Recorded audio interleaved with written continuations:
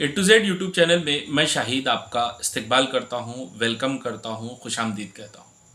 जी हाँ, आपने थंबनेल तो बहुत अच्छी तरीके से पढ़ ही लिया होगा कि शिक्षक भर्ती फ़ेज़ 2 क्या हुआ, क्या हो रहा है, क्या हो सकता है और क्या करना है। ये ऐसा थंबनेल लगाने के पीछे भी एक वजह है जो पहले बताना ज़रूरी है। ये सारे सवालात बहुत सारे साथियों ने मुझसे पूछे हैं। इन्हीं के जवाब हम तलाश करने की कोशिश करेंगे। जो मालूमात, जो नॉलेज मुझ तक पहुंची है, मैं आपके साथ शेयर करने की कोशिश करूंगा। प्रॉब्लम्स हमारे सामने हैं और फिर उसके बाद सॉल्यूशन पर बात करेंगे। तो वीडियो में आगे बढ़ते हैं। सबसे पहले क्या हुआ, तो देखिए, शिक्षक भर्ती का फ़ेज़ 2 आपको पता ही है। हम शुरू से ही इसके लिए कोशिश कर रहे हैं कि फ़ेज़ 2 हो, और फ़ेज़ 2 अल्हम्दुलिल्लाह हुआ भी, और उसका रेगुलर राउंड लगा है। ठीक है, सबसे पहले थोड़ा सा एनालिसिस, थोड़ा सा तज्जिया, थोड़ा सा विस्तार से जो रेगुलर राउंड लगा है उसके बारे में बात करते हैं। परसों यानी 20 तारीख को शिक्षक भर्ती फ़ेज़ 2 का रेगुलर राउंड लगा है, जिसमें बहुत सारे कैंडिडेट का सिलेक्शन हुआ है। और ये राउंड जो लगा है वो विदाउट इंटरव्यू का लगा है। ठीक है, ऑल मीडियम्स का विदाउट इंटरव्यू का ये राउंड लगा है। इसमें बहुत सारे कैंडिडेट सिलेक्ट हुए हैं। जितने भी कैंडिडेट, लगभग 1100-1200 के करीब कैंडिडेट सिलेक्ट हुए हैं, 1114 इस तरीके के कैंडिडेट सिलेक्ट हुए हैं। तो वो जो भी कैंडिडेट सिलेक्ट हुए हैं जिस भी ज़िला परिषद नपा मनपा में, सबसे पहले मेरी तरफ से उनको बहुत बहुत बहुत मुबारकबाद। आप खुशकिस्मत हैं कि आपको इतने मुश्किल दौर में भी आसानी से जॉब मिल गई, या आपको जॉब मिल गई। आसानी से तो नहीं कर सकते, लेकिन आपको जॉब मिल गई। ठीक है, अब इस राउंड में क्या हुआ उसके बारे में पता करेंगे, कट ऑफ के बारे में पता करेंगे। तो कट ऑफ तो सब आपके सामने है, 2 दिन से लिस्ट लगी हुई है। आपने अपने अपने प्रवर्ग के हिसाब से, अपने अपनी जमात के हिसाब से, अपनी अपनी कास्ट कैटेगरी के हिसाब से कट ऑफ के बारे में डिटेल स्टडी कर ही ली होगी। सबके बारे में तो नहीं, लेकिन अपने अपने जो प्रवर्ग है, जो अपनी अपनी कास्ट है, उसके मुतालिक आपने तमाम जांच कर ही ली होगी। मुझे पता है तमाम मालूमात आप तक पहुंच गई होगी कि पहले कट ऑफ कहाँ तक था और अब कट ऑफ कहाँ पर आया है। तो कुल मिलाकर अगर देखा जाए तो बात करेंगे मराठी मीडियम की, तो मराठी मीडियम का कट ऑफ तो लगभग हिला ही नहीं है। कुछ भी कट ऑफ चेंज नहीं हुआ है। वही कैंडिडेट दोबारा रिपीट हुए हैं, बदकिस्मती से, जो फ़ेज़ 1 में लगे थे। हालांकि कहा जा रहा है कि ये उनका संवैधानिक अधिकार है, ये रूल है, ये नियम है, लेकिन रूल नियम गलत भी हो सकते हैं, जिसका ये जीता जागता सबूत है।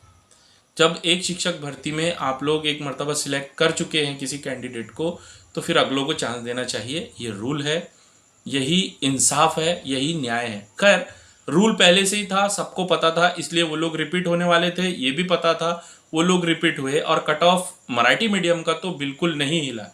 बात करते हैं उर्दू मीडियम की, तो उर्दू मीडियम का कट ऑफ जो है, सबसे पहली बात तो इस राउंड में जो सारे कैंडिडेट लगे हैं वो कास्ट कैटेगरी के लगे हैं। जनरल कैटेगरी की वैकेंसी नहीं के बराबर थी, 3-4 वैकेंसी थी। उसमें जो टॉप कंडीशन के लोग थे वही लोग सिलेक्ट हुए हैं। ओबीसी के सबसे ज़्यादा कैंडिडेट सिलेक्ट हुए हैं, उनका कट ऑफ, ये बात काबिल गौर है। जो अभी मैं तज्जिया आपके सामने करने जा रहा हूँ, जो एनालिसिस करने जा रहा हूँ, वो आपके बहुत सारे डाउट क्लियर करेगा। देखिए, नियर अबाउट 63 वैकेंसी इसमें आई थी ओबीसी की। ठीक है, पूरी वैकेंसी 258 थी, जिसमें से 63 के करीब वैकेंसी जो थी ओबीसी की थी। और ओबीसी का कट ऑफ लास्ट राउंड में 87 था। मतलब 87 के कुछ कैंडिडेट लगे थे या नहीं भी लगे थे, तो 87 की पूरा नंबर ख़त्म हुआ, 86 का पूरा नंबर ख़त्म हुआ, और 85 के चंद एक कैंडिडेट लगे। मतलब इससे हमको ये नतीजा अखज़ हुआ कि 63 वैकेंसी के अंदर 2.5 नंबर कट ऑफ नीचे गया है। यानी एक नंबर के लिए 30-32 कैंडिडेट सिलेक्ट हुए हैं। ठीक है, तो ये क्यों मैं एनालिसिस बता रहा हूँ, क्योंकि आगे इसका हमको काम पड़ेगा। इसके हवाले से मैं आपको आगे का भी एनालिसिस करूंगा। तो ये हुआ है पिछले कुछ दिनों में कि मराठी मीडियम का कट ऑफ तो बिल्कुल नहीं हिला, बदकिस्मती से वही कैंडिडेट रिपीट हुए हैं। और जो कैंडिडेट लगे हैं वो कैंडिडेट अब ऊपर की क्लास को गए हैं। नीचे की क्लासेस जो जगह उन्होंने छोड़े हैं वो अब हमेशा के लिए खाली रह जाएंगी। इसीलिए हम कह रहे हैं कि एक ही भर्ती में 2-2 बार एक ही कैंडिडेट का सिलेक्शन होना क्यों सही नहीं है। खैर, ये रूल है, अधिकारी लोग जाने ये जाने, लेकिन हमारे पॉइंट ऑफ व्यू से ये गलत है। हम कोशिश करेंगे कि ये राउंड, इस तरीके का नियम ख़त्म हो। अगर ये नियम खत्म नहीं होगा तो हमेशा वही कैंडिडेट बार बार रिपीट होते रहेंगे। ठीक है, तो ये सब कुछ हुआ। अब दूसरा हमारे सामने सवाल आता है कि अभी क्या हो रहा है, अभी क्या चल रहा है। तो राउंड तो लग गया है, अब तैयारी है इन कैंडिडेट की डॉक्यूमेंट वेरिफिकेशन की और उनके काउंसलिंग की, जो बहुत जल्दी ये प्रोसेस होने वाला है, क्योंकि जून के अंदर ही आयुक्त ऑफिस और मंत्रालय से मिली मालूमात के मुताबिक जैसे ही जून में स्कूलें खुलेंगी, इन टीचर्स को स्कूल पर भेज दिया जाएगा, अपॉइंटमेंट दे दिया जाएगा। इस एतबार से वार पैमाने पर बहुत फास्ट कार्रवाई की जा रही है। तो जो कैंडिडेट सिलेक्ट हुए हैं, मेरी उनसे रिक्वेस्ट है कि वो अपने डॉक्यूमेंट वगैरह सारी चीज़ें रेडी रखिए। उनकी कभी भी डॉक्यूमेंट वेरिफिकेशन हो सकता है और फिर जल्द ही उनका काउंसलिंग होकर उनकी नियुक्ति मिल सकती है। साथ ही साथ और एक चीज़ हो रही है, और वो थोड़ी अजीब है लेकिन हो रही है और ठीक भी है। वो ये है कि अब विद इंटरव्यू के राउंड की तैयारी आयुक्त ऑफिस में बहुत तेजी से चल रही है। अभी अभी मिली मालूमात के मुताबिक विद इंटरव्यू के लिए बहुत जोरों शोरों से कोशिश शुरू है। हालांकि इसके दरमियान के जो राउंड थे, यानी कन्वर्जन राउंड और उर्दू कन्वर्टेड राउंड, ये भी होना था। लेकिन मैं बताना चाहता हूं आपको कि अभी आयुक्त ऑफिस का मिजाज ये है, उनका मानस ये है कि अभी हमने विदाउट इंटरव्यू की लिस्ट लगाई है और अब विद की हमको फौरन लगाना है। उसके पीछे भी एक टेक्निकल रीजन है, उसके पीछे भी एक वजह है जो उन्होंने बताई है और वो काबिल कबूल है, वो मान्य है, उसको मानना चाहिए। देखिए, हम शासन प्रशासन के हर फैसले के खिलाफ नहीं है, सिर्फ जो अन्यायकारी फैसले हैं जिसकी वजह से हमारा नुकसान हो रहा है, हम उसी के खिलाफ बात करते हैं। लेकिन जो चीज़ें सही हैं, हम हर वक्त शासन प्रशासन के साथ हैं, क्योंकि शिक्षक भर्ती उन्हीं की वजह से होती है। ठीक है, हालांकि ये दुनिया की सबसे अजीबोगरीब शिक्षक भर्ती है कि इसको करवाने के लिए कोर्ट जाना पड़ता है, बिंदु नामावली तैयार करवाना पड़ता है, फाइल तैयार करने के लिए हर चीज़ कैंडिडेट को करना पड़ता है। ऑफिसर कुछ भी नहीं करते, उनको जब तक चाबी नहीं देंगे आप, वो आगे का कोई काम नहीं होता। आगे भी यही होने वाला है और यही होता है। थर्ड टेट में भी यही होने वाला है। थर्ड टेट करने के लिए लोग कोर्ट में गए, अब निवेदन दो के जाहिरात दो, फिर निवेदन दो के बिंदु नामावली क्लियर करो, फिर निवेदन दो के वैकेंसी निकालो, फिर निवेदन दो, आंदोलन करो, XYZ। मतलब खुद से कुछ नहीं होता, चाबी हमको ही भरना पड़ता, जब भी काम आगे चलता। वरना अगर आप भरोसे पर छोड़ दें तो सालों साल ये शिक्षक भर्ती ना हो। खैर, ये प्रोसेस सेकंड फेज के कैंडिडेट को या सेकंड टेट के कैंडिडेट को सबको पता है। थर्ड टेट वाले अब इसके सामने आएंगे। हम दुआ करते हैं कि उनके साथ ऐसी प्रॉब्लम ना हो, जो अधिकारी अभी हैं वो खुद ब खुद काम करें। लेकिन उनको जहनी तौर पर तैयार रहना चाहिए कि सिर्फ एग्ज़ाम देकर कुछ नहीं होता। थर्ड टेट एग्ज़ाम हो रहा है, शिक्षक भर्ती नहीं हो रही है। शिक्षक भर्ती का प्रोसेस बहुत लेंदी है, सेकंड फेज का पता है आपको। एग्ज़ाम हो जाना, ये शिक्षक भर्ती होना कतई नहीं है।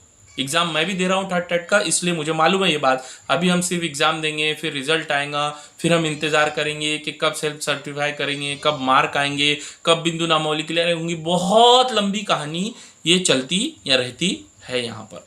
ठीक है, तो खैर आते हैं हम वापस अपने टॉपिक की तरफ कि अभी क्या हो रहा है। तो अभी ये हो रहा है कि जो लोग सिलेक्ट हुए हैं उनका जल्द से जल्द डीवी और काउंसलिंग करवाई जाएगी और उनको जल्दी से जल्दी स्कूलों पर भेजा जाएगा, क्योंकि जून से स्कूलें शुरू, 15-16 जून से स्कूलों पर टीचरों को उनको भेजना है। साथ ही साथ इस सेकंड फेज के अंदर सबसे ज़्यादा वैकेंसी जो आई है वो खासगी संस्थाओं की आई है, मराठी मीडियम की। नो डाउट उर्दू मीडियम की कोई भी खासगी संस्था की वैकेंसी आती नहीं है। अल्पसंख्यक को पवित्र पोर्टल लागू नहीं है, इसलिए उर्दू मीडियम का सिर्फ विदाउट का राउंड होता है और उसके बाद में कन्वर्टेड टू ओपन राउंड होता है। इनका विथ इंटरव्यू का राउंड नहीं होता है। एक और बात, जो अभी ये रेगुलर राउंड हुआ है, इसके साथ इसमें फिर से एक मर्तबा नाइंसाफ़ी हुई है।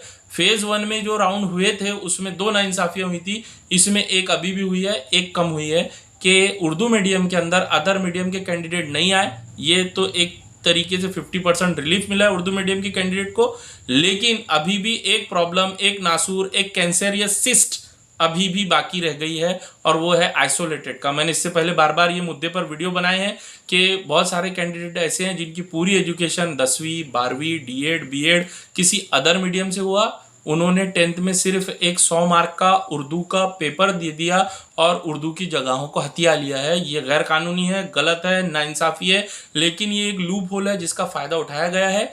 अभी जो कल परसों लिस्ट लगी है उसमें भी ऐसे कैंडिडेट देखने को मिले हैं जो आइसोलेटेड का पेपर देकर उर्दू मीडियम की सीट्स पर काबिज हो गए हैं, उन्होंने कब्जा कर लिया है। उनके खिलाफ ज़रूर कुछ ना कुछ कार्रवाई की जाएंगी। हम उसके लिए कोशिश कर रहे हैं कि जो भी कैंडिडेट जिनकी पूरी एजुकेशन मराठी से हुई है या अदर मीडियम से हुई है और वो लोग उर्दू पर आ गए हैं, हम लोग उनके खिलाफ एक्शन ज़रूर लेंगे, क्योंकि अपनी अपनी सीट लेने का सबको हक है।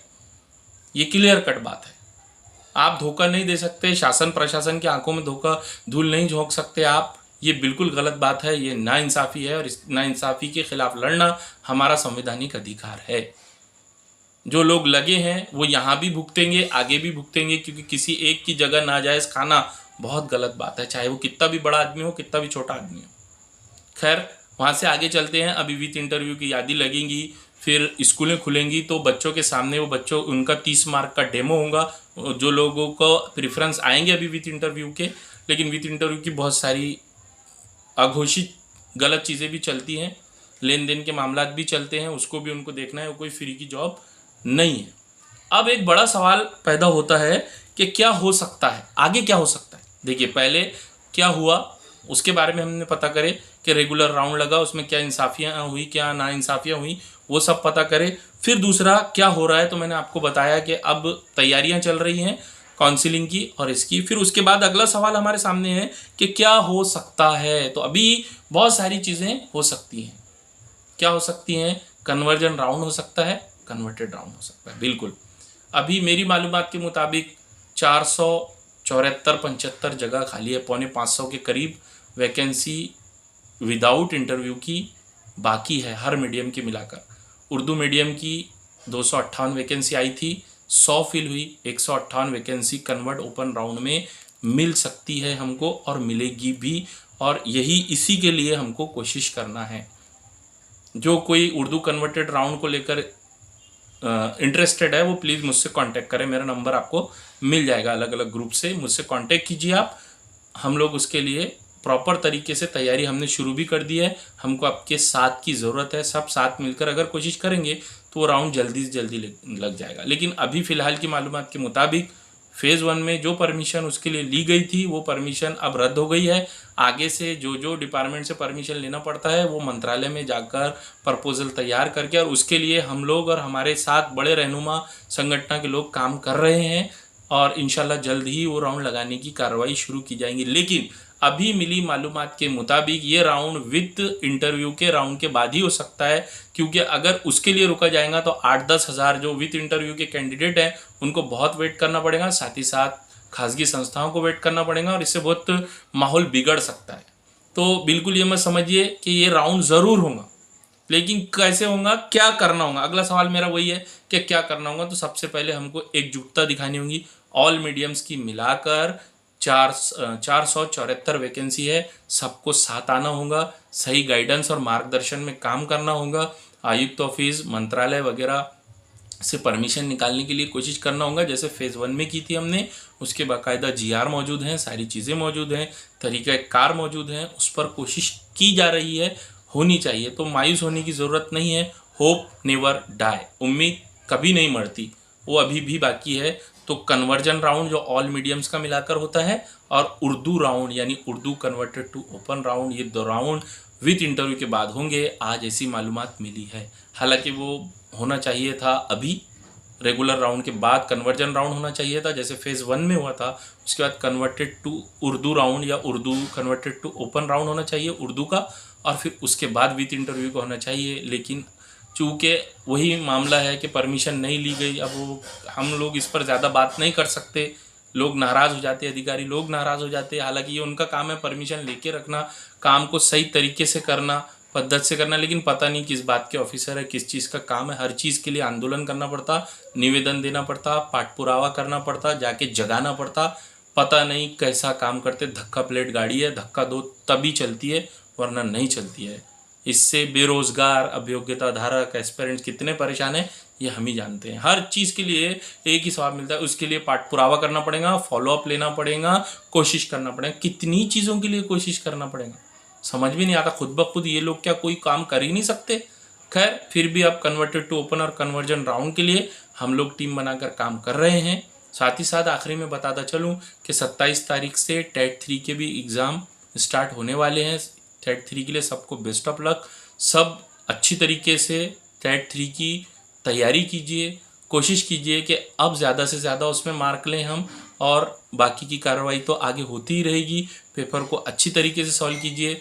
टाइम मैनेजमेंट बहुत ज़्यादा ज़रूरी है टेट 3 के लिए।